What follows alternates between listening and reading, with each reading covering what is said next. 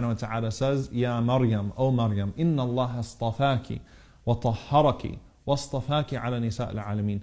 O Maryam, Allah has chosen you, Allah has purified you, and Allah has chosen you over all of the women of the world. So Maryam is the greatest woman of all time. Rasulullah said, Khayrun nisa fi zamaniha. She is the best woman of her time. And Khadija radiallahu anha is the best woman of her time. What makes Maryam so special, and Allah subhanahu wa ta'ala says that she's an example for those who believe. Wa Maryam ibnata Imran.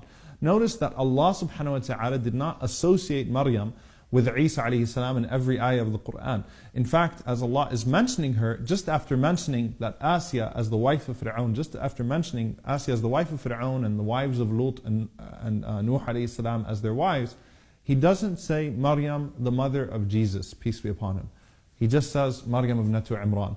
What is the wisdom of that? That Maryam's greatness is not necessarily tied to Isa alayhi salam. She was great because of who she was, and in fact her name is even mentioned more than the name of Isa alayhi salam in the Quran because of how great she was. She's not just a woman who's great because she happened to be the mother of a prophet. She's recognized as a woman who perfected her faith, as the Prophet ﷺ mentioned her amongst that group. She's a woman who demonstrates for all of us how to really have tawakkul in Allah subhanahu wa ta'ala, to truly trust Allah subhanahu wa ta'ala in our most difficult times. She's an example of modesty for both men and women, because yes, modesty exists for men as well, so men and women. She's an example of modesty. She's an example in her devotion to her ibadah, her worship. I mean, all of these things Maryam alayhi salam excels in. So it's not just that she's the mother of Isa alayhi salam. And her story starts off with ibadah. And she was dedicated to Allah subhanahu wa ta'ala even before she was born. Her mother is Hinna bintu Faqud. Hannah, and her father of course is Imran alayhi salam. And Hinna bintu Faqud and Imran being the imam of his people, they were unable to have children for many years. Very similar to the story of Zakaria alayhi salam, except it wasn't that old.